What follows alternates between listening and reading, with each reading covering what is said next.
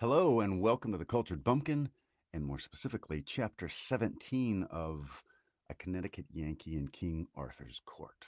Now, as always, if you're new here, this is my live recording of an audiobook, so there will be mistakes and such. But what I do is edit them out, and then I stick it back up on YouTube as an audiobook that, like you would find on Audible, so there's no mistakes in it or sidebar comments or coffee slurps or anything of that nature. So, and in this one, as is the case with several of my audiobooks, the characters are Southern. We've all heard great British narrations, and this is just a little something, a little twist on an old game, classic literature. And so, if you like classic literature, you've come to the right place. Now, without any further ado, let's get to yapping. Chapter 17, A Royal Banquet. Madam, seeing me pacific and unresentful, no doubt judged that I was deceived by her excuse, for her fright dissolved away, and she was soon so and she was soon so importunate as to and she was soon so importunate to have me give an exhibition and kill somebody, that the thing grew to be embarrassing. However, to my relief, she was presently interrupted by the call to prayers. I will say this much for the nobility, that tyrannical, murderous, rapacious, and morally rotten as they were deeply and enthusiastically religious. Nothing could divert them from the regular and faithful performance of the pieties enjoined by the church. More than once I had seen a noble who had gotten his enemy at a disadvantage stop to More than once I had seen a noble who had gotten his enemy at a disadvantage stop to pray before cutting his throat. More than once I had seen a noble, after ambushing and dispatching his enemy, retire to the nearest wayside shrine and humbly give thanks, without even waiting to rob the body. There was nothing finer or sweeter in the life of even there was nothing finer or sweeter in the life of even Benvenuto Cellini, that rough-hewn saint 10 centuries later. All the nobles of Britain, with their families, attended divine service morning and night daily in their private chapels, and even the worst of them had family worship 5 or 6 times a day besides.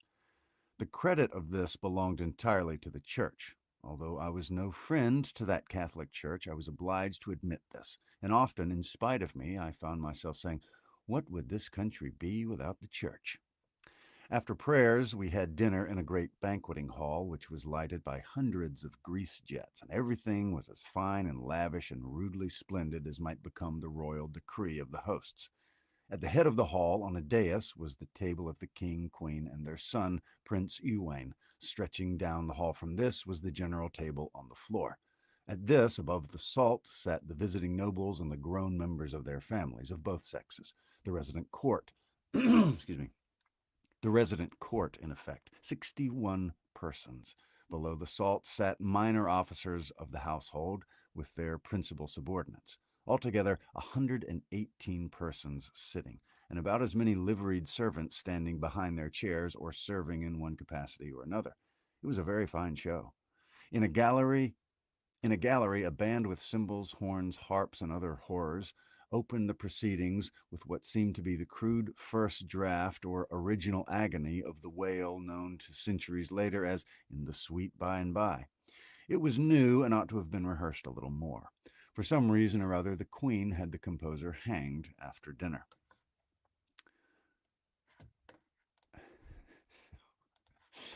Okay, let's see. After this music, the priest who stood behind the royal table said a noble long grace in ostensible Latin. Then the battalion of waiters broke away from their posts and darted, rushed, flew, fetched, and carried, and the mighty feeding began. No words anywhere, but absorbing attention to business. The rows of chops opened and shut in vast unison, and the sound of it was like to the muffled burr of subterranean machinery. The havoc continued an hour and a half, and unimaginable was the destruction of substantials. Of the chief feature of the feast, The huge wild boar that lay stretched out so portly and imposing at the start, nothing was left but the semblance of a hoop skirt, and he was but the type and symbol of what had happened to all the other dishes. With the pastries and so on, the heavy drinking began, and the talk. Gallon after gallon of wine and mead disappeared, and everybody got comfortable, then happy, then sparklingly joyous, both sexes, and by pretty noisy. Men told anecdotes that were terrific to hear, but nobody blushed. And when the nub was sprung, the assemblage let go with a hoarse laugh that shook the fortress. Ladies answered back with historiettes that would have almost made Queen Margaret of Navarre or even the great Elizabeth of England hide behind a handkerchief. But nobody hid here, but only laughed, howled, you may say. In pretty much all of these dreadful stories, ecclesiastics were the hardy heroes, but that didn't worry the chaplain any. He had his laugh with the rest. More than that, upon invitation, he roared out a song which was as excuse me, which was of as daring a sort as any that was sung that night. By midnight, everybody was fagged out and sore with laughing, and as a rule, drunk. Some weepingly, some affectionately, some hilariously, some quarrelsomely, some dead and under the table. Of the ladies, the worst spectacle was a lovely young duchess whose wedding eve this was, and indeed she was a spectacle, sure enough, just as she could have just as she could have sat in the advance for the portrait of the young daughter of the Regent d'Orleans at the famous dinner when she was carried foul-mouthed, intoxicated, and helpless to her bed in the lost and lamented days of the ancient regime. Suddenly, while the priest was lifting his hands and all conscious heads were bowed in reverent expectation of the coming blessing, there appeared under the arch of the far-off door at the bottom of the hall an old and bent and white-haired lady leaning upon a crutch stick, and she lifted the stick and pointed it toward the queen and cried out, "The wrath and curse of God fall upon you, woman without pity, who have slain mine innocent grandchild and made desolate this old heart that had nor chick, nor friend, nor stay, nor comfort in all this world but him." Everybody crossed himself in a grisly fright, for a curse was an awful thing to those people. But the queen rose up majestic the with the death light in her eye and flung back this ruthless command: "Lay hands on her! To the stake with her!" The guards left their posts to obey. It was a shame. It was a cruel thing to see. What could be done? Sandy gave me a look. I knew she had another inspiration. I said, "Do what you choose." She was up and facing toward the queen in a moment. She indicated me and said, "Madam, he saith this may not be. Recall the commandment, or he will dissolve the castle, and it shall vanish away like the unstable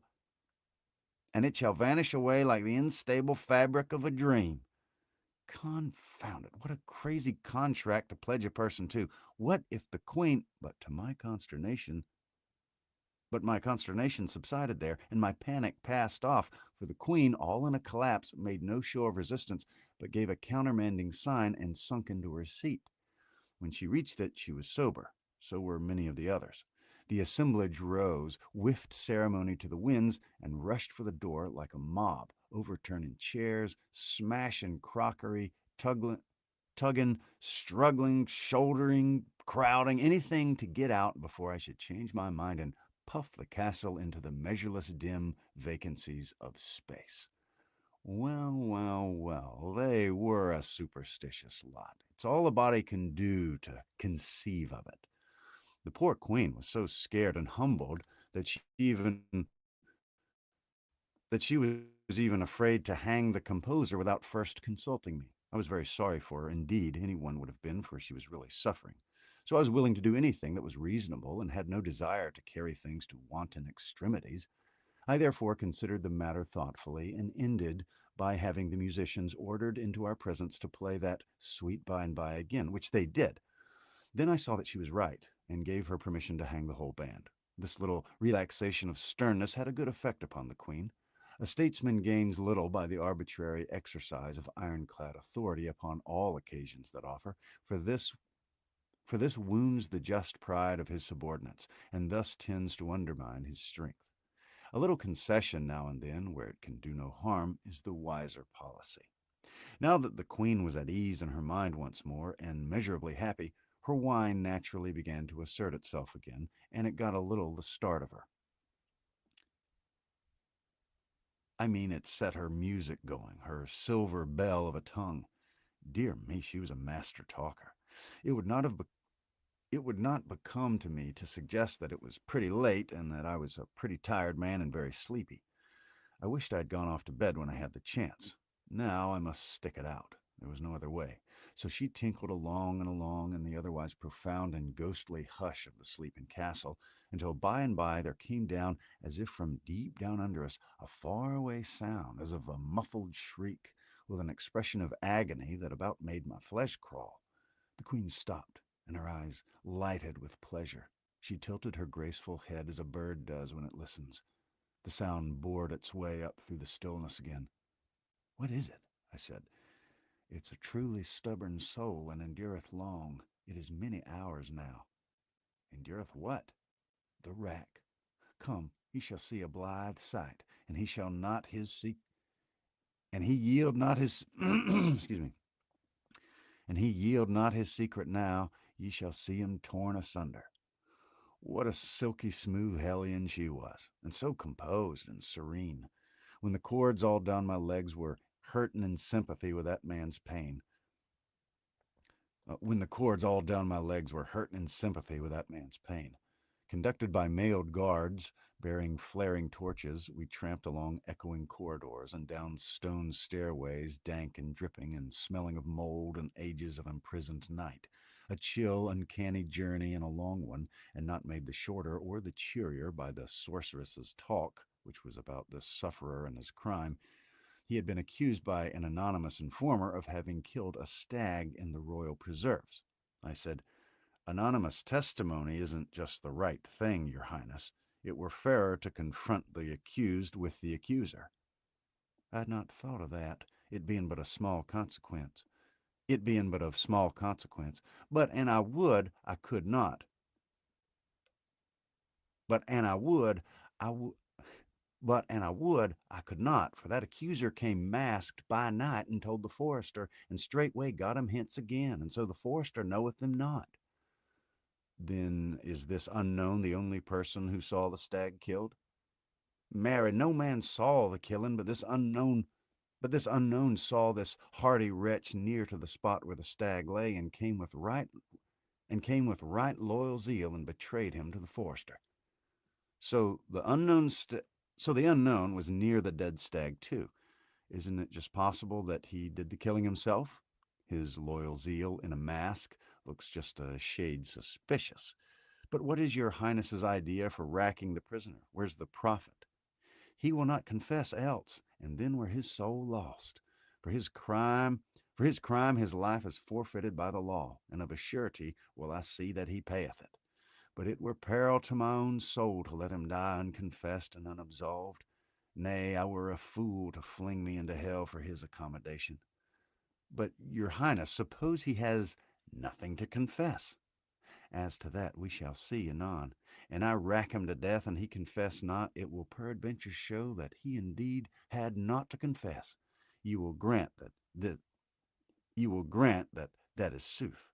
Then shall I not be damned for an unconfessed man that had naught to confess, wherefore I shall be safe. It was the stubborn unreasoning of the time. It was useless to argue with her. Arguments have no chance against petrified training. They wear it as little as the waves wear a cliff, and her training was everybody's. The brightest intellect in the land would not have been able to see that her position was defective. As we entered the rack cell, I caught a picture that will not go from me. I wish it would. A native young giant of 30 or thereabouts lay stretched upon the frame on his back, with his wrists and ankles tied to ropes which led over windlasses at either end. There was no color in him. His features were contorted and set, and sweat drops stood upon his forehead. A priest bent over him on each side. The executioner stood by. Guards were on duty. Smoking torches stood in sockets along the walls. In a corner crouched a poor young creature, her face drawn with anguish, a half-wild and hunted look in her eye, and in her lap a little child asleep. Just as we stepped across the threshold, the executioner gave his machine a slight turn, which wrung a cry from both the prisoner and the woman. But I shouted, and the executioner released the strain without waiting to see who spoke. I could not let this horror go. It would have killed me to see. I asked the queen to let me clear the place and to speak to the prisoner privately. And when she was going to object, I spoke in a low voice and said I did not want to make a scene before her servants, but I must have my way, for I was King Arthur's representative and was speaking in his name. She saw, excuse me, she saw she had to yield. I asked her to endorse me to these people and then leave me. It was not pleasant for her, but she took the pill, and even went further than I was meaning to require. I only wanted the backing of her own authority, but she said, "You will do in all things as this lord shall command. It is the boss." Excuse me, gosh. All right, let's see. If you are enjoying this, whether you're live or catching the replay, I hope that you will subscribe. We'll be doing this every day, I hope, for the foreseeable future. Recording, editing, sticking it back on YouTube as a full audiobook. And also, if you like classic literature, let me know what you would like to hear, and maybe I can get it on the old reading list. It was certainly a good word to conjure with. You could see it by the squirming of these rats. The queen's guards fell into line, and she and they marched away with their torch bearers and woke the echoes of the cavernous tunnels with the measured beat of their retreating footfalls. I had the prisoner taken from the rack and placed upon his bed, and medicaments applied to his hurts and wine given to him to drink. The woman crept near and looked on, eagerly, lovingly, but timorously, like one who fears a repulse. Indeed, she tried furtively to touch the man's forehead and jumped back, the picture of fright. Then I turned unconsciously toward her. It was pitiful to see. "Lord," I said, "stroke him, lass, if you want. Do anything you're a mind to. Don't mind me." Why, her eyes were as grateful as an animal's when you do it a kindness that it understands. The baby was out of her way, and she had her cheek against the man's in a minute. And her hands fondling his hair and her happy tears running down. The man revived and caressed his wife with his eyes, which was all he could do. I judged I might clear the den now, and I did. Cleared it of all but the family and myself. Then I said, "Now, my friend, tell me your side of this matter. I know the other side." The man moved his head in a sign of refusal, but the woman looked pleased, as it seemed to me, pleased with my suggestion. I went on, "You know of me?" "Yes, all do in Arthur's realms. If my reputation has come to you right and straight, you should not be afraid to speak." The woman broke in eagerly. "Ah, my fair lord, do you persuade him?" Excuse me. "Do thou persuade him? Thou canst, and thou wilt. Ah, he suffereth so, and it's for me, for me. How can I bear it? I would I might see him die a sweet, swift death. Oh, my Hugo, I cannot bear this one." And she fell to sobbing and groveling about my feet and still imploring. Imploring what? The man's death? I could not quite get the bearings of the thing, but Hugo interrupted her and said, "Peace, ye wit not what ye ask. Shall I starve whom I love to win a gentle death? I win thou knowest me better." "Well," I said, "I can't quite make this out. It's a puzzle now. It's a puzzle. Now," excuse me, again, so sorry. "Ah, my dear lord, but ye will but persuade him. Consider how these his tortures wound me. Oh, and he'll not speak, whereas the healing, the solace that lie in a blessed swift death,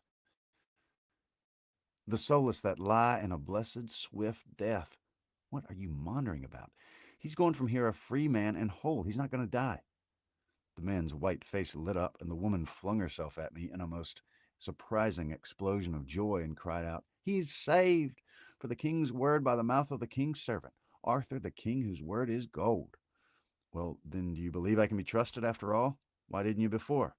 "Who doubted? Not I, indeed, and not she." "Well, why wouldn't you tell me your story then?" "Ye had made me no promise, else it would have been otherwise." I see. And yet I believe I don't quite see after all. You stood the torture and refused to confess, which shows plain enough to even the dullest understanding that you had nothing to confess. I, my lord? How so? It was I who killed that deer. You did?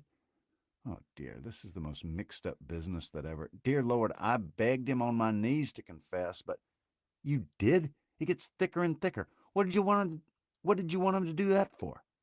Sith, it would bring him a quick death and save him all this cruel pain. Well, yes, there's reason in that, but he didn't want the quick death. Why, of a surety he did. Well, then why in the world didn't he confess? Ah, sweet sir, and leave my wife and chick without bread and shelter? Oh, heart of gold. Now I see it. The bitter law takes the convicted man's estate and beggars his widow and his orphans. They could torture you to death, but without conviction or confession, they could not rob your wife and baby. You stood by them like a man, and you, true wife and woman that you are, you would not have brought you would have brought him release from torture at cost to yourself of slow starvation and death. Well, it humbled sorry. Well, it humbles a body to think what your sex can do when it comes to self sacrifice. I'll book you both for my colony. You'll like it there. It's a factory where I'm going to turn groping and grubbing automata into men. All right, so that is chapter 17. Chapter 17. We'll do one more chapter. We'll do chapter 18 as well. I'm going to change this out. The old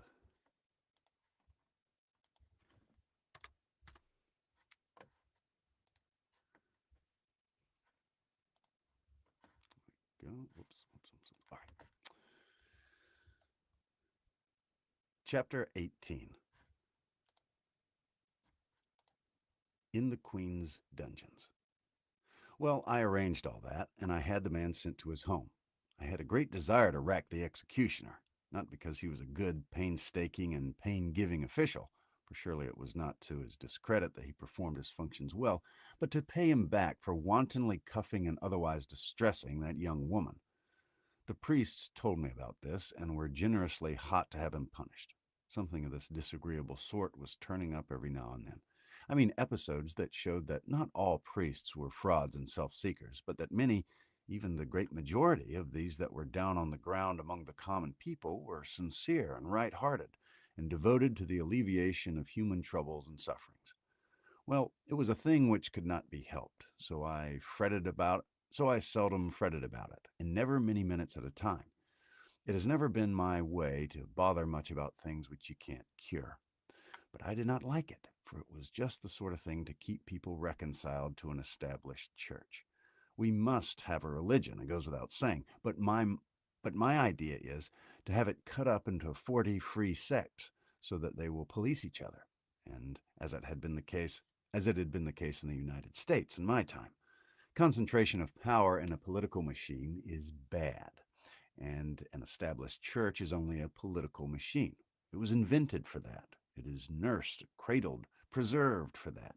It is an enemy to human liberty and does no good which it could not do better in a split up and scattered condition. That wasn't law, it was gospel. It was only an opinion, my opinion, and I was only a man, one man, so it wasn't worth any more than the Pope's, or any less for that matter. Well, I couldn't rack the executioner, neither would I overlook the just complaint of the priests. The man must be punished somehow or other, so I degraded him from his office and made him leader of the band, the new one that was to be started. He begged hard and said he couldn't play, a plausible excuse, but too thin. There wasn't a musician in the country that could. The Queen was a good deal outraged next morning when she found she was going to have neither Hugo's life nor his property. But I told her she must bear this cross, that while by law and custom she was certainly entitled to both the man's life and his property, there were extenuating circumstances, and so in Arthur, the king's name, I had pardoned him. The deer was ravaging the man's fields, and he had killed it in a sudden passion, and not for gain. And he had carried it into the royal forest in the hope that he might make detection of the misdoer impossible. Confused confounder, I couldn't make her see that I couldn't make her see that sudden passion is an extenuating circumstance in the killing of venison or of a person. So I gave it up and let her sulk it out, and I did think I was going to make her see it by remarking that her own sudden passion in the case of the page modified that crime. Crime? She exclaimed. How thou talkest! Crime, forsooth! Man, I'm going to pay for him. Oh, it was no use to waste Oh, it was no use to waste cents on her. Training. Training is everything. Training is all there is to a person. We speak of nature, it is folly. There is no such thing as nature. What we call by that misleading name is merely heredity and training. We have no thoughts of our own, no opinions of our own. They are transmitted to us, trained into us.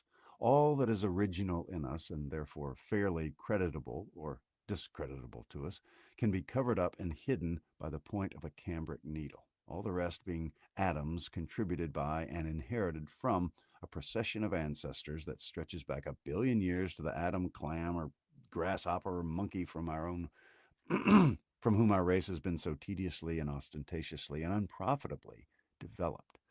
And as for me, all that I think about in this plodding, sad pilgrimage, this pathetic drift between the eternities,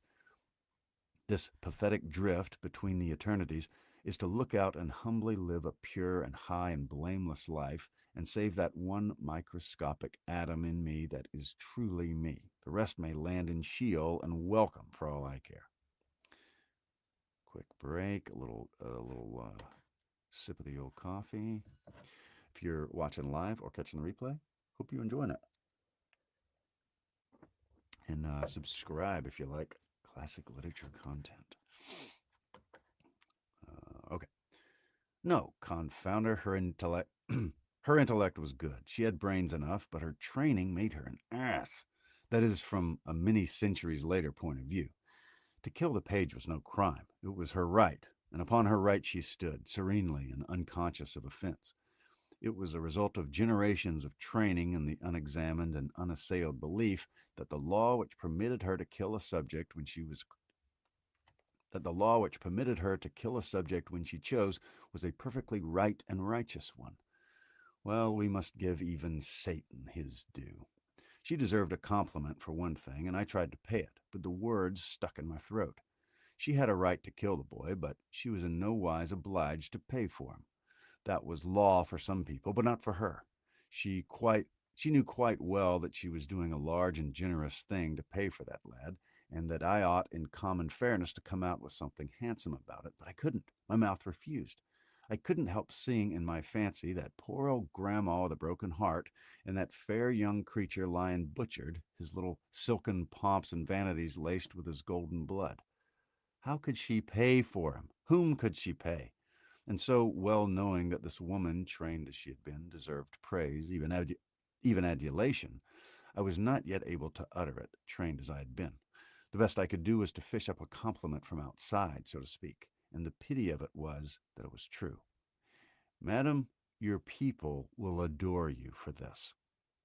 Quite true, but I meant to hang her for it some day if I lived. Some of those laws were too bad, altogether bad.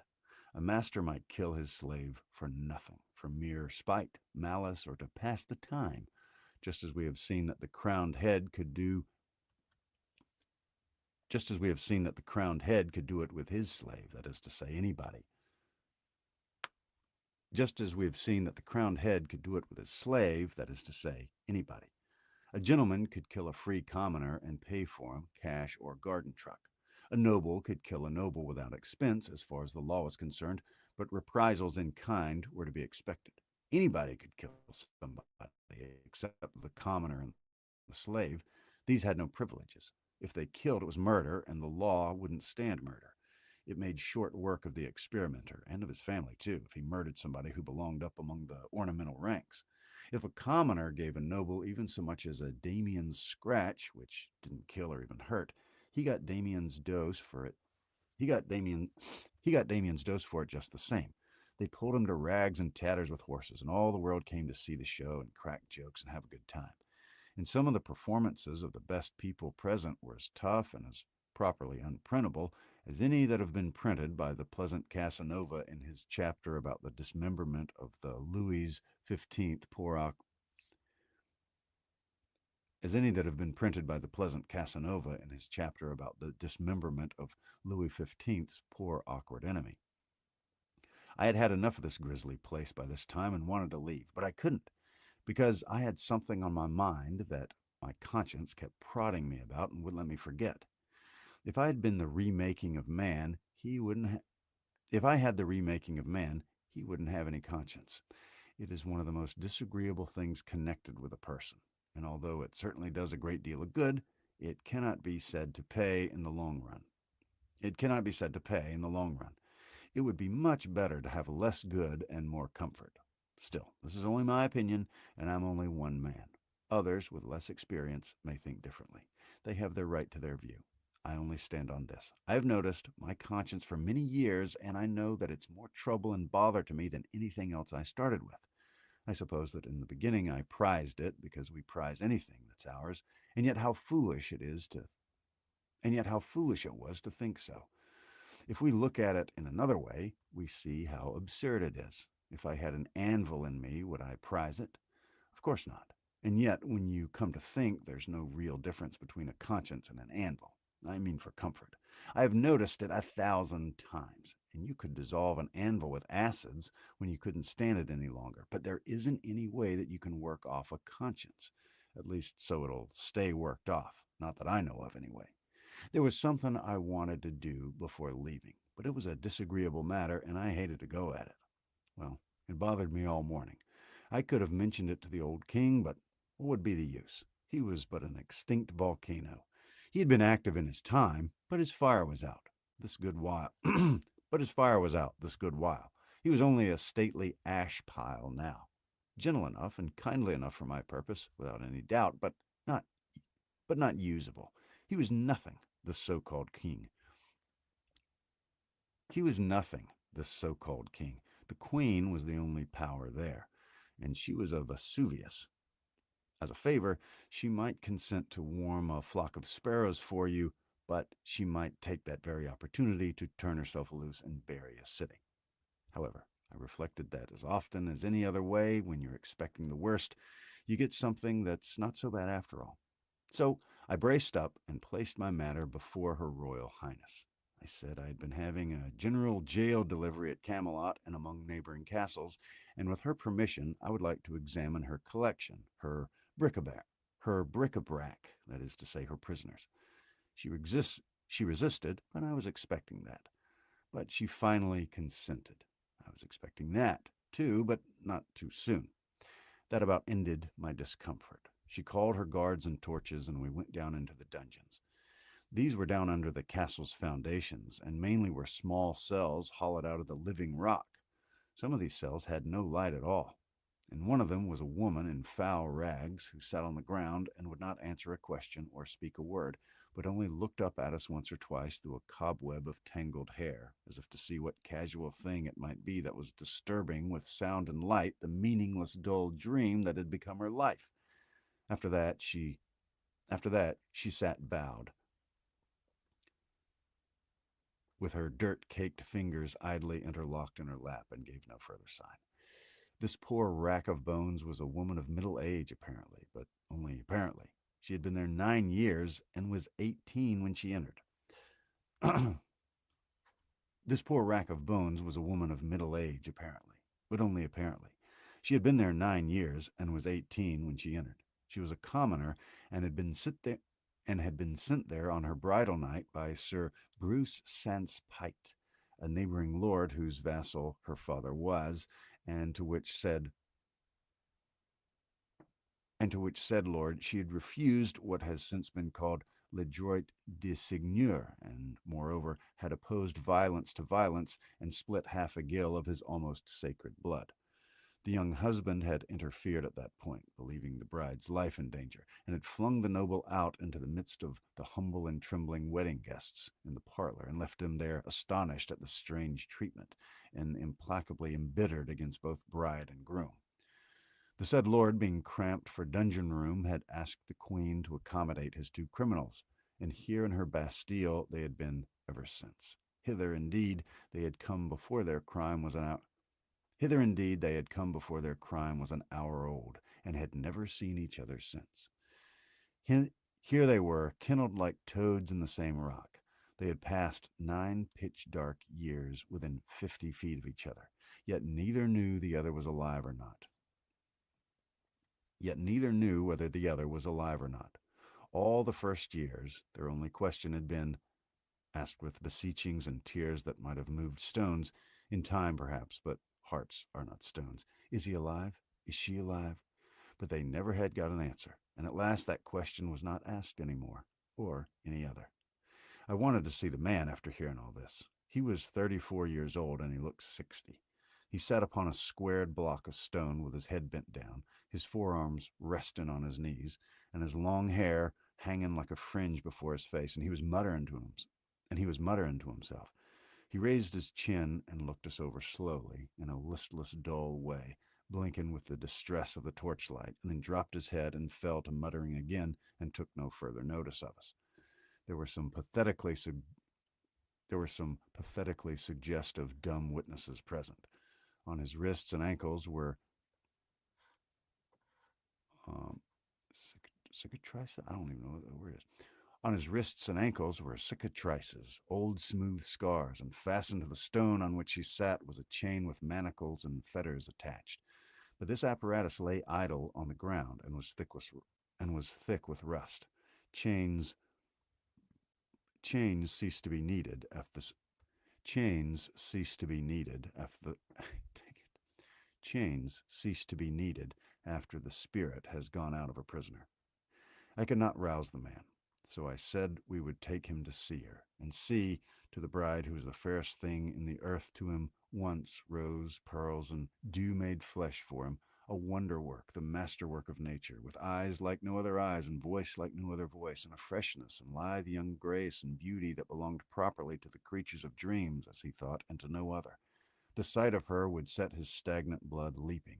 The sight of her, but it was a disappointment. They sat together on the ground and looked dimly wondering into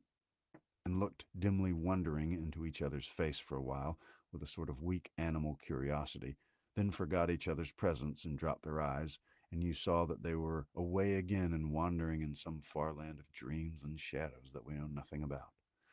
I had them taken out and sent to their friends. The Queen did not like it much. Not that she felt any personal interest in the matter, but she thought it disrespectful to Sir Bruce Sanspite. However, I assured her that if he couldn't stand it, I would fix it so that he could. I set 47 prisoners loose out of those awful rat holes, and left only one in captivity. He was a lord and had killed another lord, a sort of kinsman of the Queen. That other lord had ambushed him to assassinate him, but this fellow had got the best of him and cut his throat. However, it was not for all that I left him jailed, but for maliciously destroying the only public well in one of his wretched villages. The Queen was bound to hang him for killing her kinsman, but I would not allow it. It was no crime to kill an assassin, but I said I was willing to let her hang him for destroying the well. So she concluded to put up with that, as it was better than nothing. Dear me, for what trifling offenses the most of these 47 men and women were shut up there. Indeed, some were there for no distinct offense at all, but only to gratify somebody's spite, and not always the Queen's by any means, but a friend's. The newest prisoner's crime was a mere remark which he had made. He said he believed that all men were about alike, and one man as good as another, barring clothes. He said he believed that if you were to strip the nation naked and send a stranger through the crowd, he couldn't tell the king from a quack doctor, nor a duke from a hotel clerk. Apparently, here was a man whose brains had not been reduced to an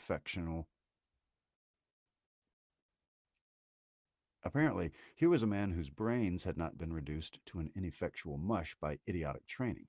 I set him loose and sent him to the factory. Some of the cells carved in the living rock were just behind the face of the precipice, and in each of these an arrow slit had been pierced outward to the daylight, and so the captive had a thin ray from the blessed sun for his comfort. The case of one of these poor fellows was particularly hard. From his dusky swallow's hole high up in that vast wall of native rock, he could peer out through the arrow slit and see his own home off yonder in the valley. For 22 years he had watched it, with heartache and longing, through that crack. He could see the lights shine there at night, and in the daytime he could see figures go in and come out, his wife and children, some of them no doubt, though he could not make them out at that distance. In the course of years, he noted festivities there and tried to rejoice and wondered if they were weddings or what they might be. And he noted funerals, and they wrung his heart. He could make out the coffin, but he could not determine its size, so he could not tell if it was wife or child. He could see the procession form with priests and mourners and move solemnly away, bearing the secret with them. He had left behind him 5 children and a wife, and in 19 years he had seen 5 funerals issue, and none of them humble enough to pomp, and none of them humble enough in pomp to denote a servant. So he had lost 5 of his treasures. There must be still one remaining, one now infinitely, unspeakably precious, but which one, wife or child? That was the question that tortured him by night and day, asleep and awake. Well, to have an interest of some sort and half a ray of light when you are in a dungeon is a great support to the body and preserver of the intellect. This man was in pretty good condition yet. By the time he had finished telling me his distressful tale, I was in the same state of mind that you would have been in yourself if you have got average human curiosity. That is to say, I was burning up as he was to find out which member of the family it was that was left. So I took him over home myself. An amazing kind of surprise party it was, too. Typhoons and cyclones of frantic joy, and whole Niagaras of happy tears. And by George, we found the aforetime young matron graying toward the imminent verge of her half-century, and the babies, all men and women, and some of them married and experimenting family-wise themselves, for not a soul of the tribe was dead. Conceive of the ingenious devilishness of that queen. She had a special hatred for this prisoner, and she had invented all those funerals herself to scorch his heart with. And the sublimest stroke of genius of the whole thing was leaving the family invoice a funeral short, so as to let him wear his poor soul out guessing. But for me, he would never have got out. Morgan Le Fay hated him with her whole heart, and she would never have softened toward him. And yet his crime was committed more in thoughtlessness than deliberate depravity. He had said she had red hair. Well, she had, but that was no way to speak of it. When redheaded people are above a certain social grade, their hair is auburn. Consider it. Among these 47 captives, there were 5 whose names, offenses, and dates of incarceration were no longer known. 1 woman and 4 men, all bent and wrinkled and mind-extinguished patriarchs. They themselves had long ago forgotten these details. At any rate, they had mere vague theories about them, nothing definite and nothing that they repeated twice in the same way. The succession of priests whose office it had been to pray daily with the captives and remind them that God had put them there for some wise purpose or other, and teach them patience, humbleness, and submission to oppression, was that he loved to see in parties, and submission to oppression was what he loved to see in parties of subordinate rank, had traditions about these poor old human ruins, but nothing more. These traditions went but little way, for they concerned the length of the incarceration only, and not the names of the offenses. And even by the help of tradition, the only thing that could be proven was that none of the 5 had seen daylight for 35 years. How much longer this privation has lasted was not guessable. The king and queen knew nothing about these poor creatures except that they were heirlooms, assets inherited along with the throne from the former firm. Nothing of their history has been transmitted with their persons, and so the inheriting owners had considered them of no value, and had felt no interest in them. I said to the queen, "Then why in the world didn't you set 'em free?" The question was a puzzler. She didn't know why she hadn't. The thing had never come up in her mind. So here she was, forecasting the veritable history of future prisoners of the Castle d'If without knowing it. It seemed plain to me now that with her training, those inherited prisoners were merely property, nothing more, nothing less. Well, when we inherit property, it does not occur It does not occur to us to throw it away even when we do not value it. When I brought my procession of human bats up into the open world in the glare of the afternoon sun, previously blindfolding them in charity for eyes so long untortured by light, they were a spectacle to look at. Skeletons, scarecrows, goblins, pathetic frights, everyone. Legitimatist legitimatest possible children of monarchy by the grace of God and the established church. I muttered absently. I wish I could photograph them. You would have you have seen that kind of people who will never let on that they don't know the meaning of a new big word. The more ignorant they are, the more pitifully certain they are to pretend you haven't shot over their heads. The Queen was just one of that sort, and was always making the stupidest blunders by reason of it. She hesitated a moment. Her face brightened up with sudden comprehension, and she said it would do for me. I thought to myself. And she said she would do it for me. I thought to myself. She? Why, what does she know about photography? But it was poor time to be thinking. When I looked around, she was moving on the procession with an axe. Well, she certainly was a curious one, was Morgan Le Fay. I have seen a good many kinds of women in my time, but she laid over 'em all for variety. And how sharply characteristic of her this episode was. She had no more idea than a horse of how to photograph a procession. But being in doubt, it was just like her to try and do it with an axe. All right, so that was chapter 18. So we've done 17 and 18 today. Thank you very much for watching, whether you're live or catching the replay. And I'll talk to you later.